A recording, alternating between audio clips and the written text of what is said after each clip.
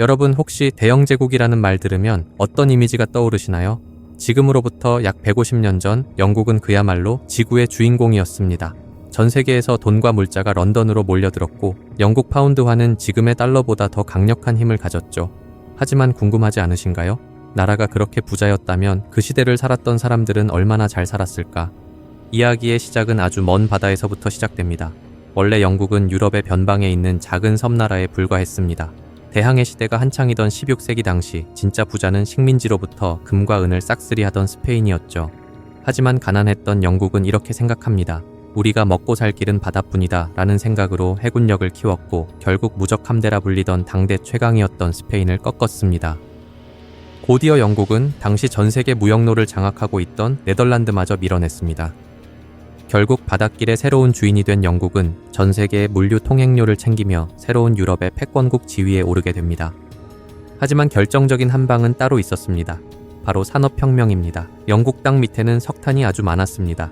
18세기 중반 산업혁명이 시작되고 석탄을 태워 증기기관을 돌리자 수백 명의 사람이 할 일을 기계 한 대가 뚝딱 해내기 시작했습니다.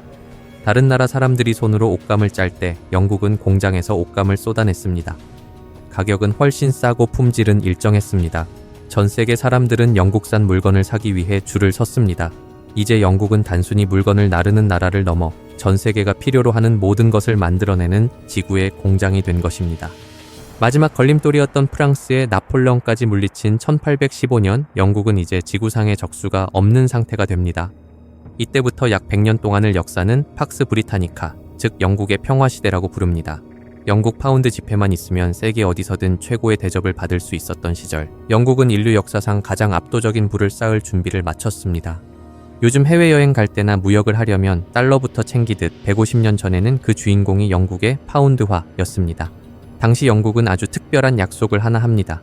바로 근본이제라는 건데 쉽게 말해 여러분이 이 파운드 지폐를 가져오면 영국의 은행은 언제든 진짜 금으로 바꿔주겠다고 선언한 겁니다.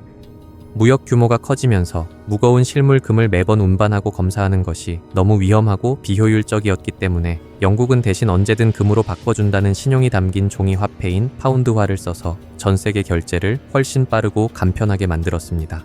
영국 국력이 워낙 막강하다 보니 전 세계 사람들은 파운드는 곧 금이다 라고 믿게 됐습니다. 또한 기술의 발전으로 물건을 만드는 비용과 물류 비용이 줄어드니 물가도 놀라울 만큼 안정적으로 관리할 수 있었습니다. 무려 30년 동안 물가 상승률이 거의 0%에 가까웠으며 오늘날 우리가 겪는 고물가 시대엔 상상도 할 수 없는 평화로운 경제였던 셈입니다. 또한 당시 영국 전역을 거미줄처럼 잇기 시작한 철도는 단순히 이동수단이 아니었습니다. 이건 경제의 혈관이 뚫린 것과 같았습니다. 기차가 생기기 전에는 짐을 옮기는데 시간도 돈도 엄청나게 들었습니다. 하지만 기차가 등장하면서 물건을 옮기는 비용이 무려 10분의 1로 뚝 떨어졌습니다. 전에는 시골에서만 먹던 신선한 우유를 도시에서도 저렴하게 마시게 됐고 공장에서 만든 옷이 하루 만에 전국 시장에 깔렸습니다. 물류혁명이 일어나면서 영국 전체가 하나의 거대한 원스톱 쇼핑몰처럼 변한 겁니다. 당시 영국의 경제 체급이 어느 정도였는지 궁금하시죠? 국가 전체가 벌어들이는 돈, 즉 GDP를 보면 당시 영국이 얼마나 잘 살았는지 알 수 있는데요. 1870년경 영국의 경제 규모는 영원한 라이벌인 프랑스나 떠오르는 강자 독일보다 약 40% 이상 컸습니다. 특히 국민 한 사람이 벌어들이는 1인당 GDP는 70% 이상으로 생산성은 전 세계 독보적 1위였죠. 남들이 이제 막 걸음마를 뗄 때 영국은 이미 전력 질주를 하고 있었던 겁니다. 영국은 인도에서 면화를 가져오고 호주에서 양털을 가져와 공장을 돌린 뒤 다시 전 세계에 파는 글로벌 포식자 시스템을 완성했습니다. 옛날 영국에선 부자라고 다 같은 부자가 아니었습니다. 땅을 물려받은 귀족이냐 아니냐가 제일 중요했죠. 하지만 19세기 영국에선 이 공식이 깨집니다. 공부를 해서 자격을 얻은 전문직과 밑바닥부터 사업을 일군 자본가들이 등장했기 때문입니다. 사람들은 이제 이들을 묶어 중산층이라 불렀지만 그 위세는 웬만한 귀족을 압도했습니다. 내 힘으로 성공했다는 자부심이 런던의 거리를 가득 채우기 시작한 겁니다. 당시 상류층으로 가는 길은 크게 세 가지였습니다. 먼저 무역을 통해 성공을 거둔 상인들이 있었습니다. 이들은 인도에서 차와 비단을 유럽으로 수입하였으며 영국의 면직물을 전 세계에 팔았습니다. 단순히 가게 주인이 아니라 수십 척의 배를 굴리는 해상물류 재벌이었습니다. 두 번째로 공장을 소유한 산업 자본가들이 있습니다. 이들은 면직 공장과 제철소 등을 소유하였으며 산업혁명의 엔진을 직접 돌린 이들은 현대의 대기업 회장님과 같았습니다. 처음엔 손에 기름 묻힌 졸부라고 무시당하기도 했지만 제국에 돈줄을 쥐게 되자 결국 사회의 최정점에 올라섰습니다. 그리고 공부로 성공을 거둔 금융가, 의사, 변호사, 회계사들입니다. 이들은 대학교에서의 전문적인 교육과 국가가 공인한 자격증을 통해 그 당시 일반 노동자보다 20배나 많은 연봉을 받았습니다. 지적인 품격과 안정적인 고소득을 동시에 거머쥔 엘리트들이었죠. 이 신흥 부자들의 돈을 쓰는 방식은 화려함 그 자체였습니다. 런던 서부의 5층짜리 저택 타운하우스는 이들의 위상을 보여주는 상징이었죠. 그들이 살던 저택의 지하에는 하인들이 하루 종일 불을 피워 음식을 만들었고 1층 응접실에선 귀객들을 모셔 화려한 파티를 열었습니다. 이들에게 요리사, 하우스메이드, 아이를 돌보는 유모 등 하인을 고용하는 것이 이 계급의 기본 에티켓이었습니다. 덕분에 주인 가족은 가사노동에서 해방되어 우아하게 승마를 즐기거나 예술을 논할 수 있었습니다. 이들의 식탁은 대영제국 그 자체였습니다.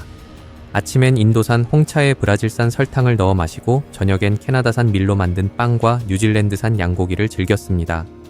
또한 당시엔 지금처럼 소득세가 거의 없었기 때문에 번 돈의 대부분을 다시 주식이나 해외 채권에 투자해 자산을 눈덩이처럼 불렸습니다. 말 그대로 돈이 돈을 버는 황금기를 누렸던 셈입니다. 영국이 세계의 공장으로 변하면서 기계에 밀려나 일자리를 잃은 시골 사람들이 일자리를 찾아 도시로 구름처럼 몰려들었습니다. 하지만 도시엔 이들을 위한 집이 없어 극심한 주택난에 시달려야 했습니다. 가난한 노동자들은 런던의 이스트엔드 같은 지독한 슬럼가로 밀려났습니다.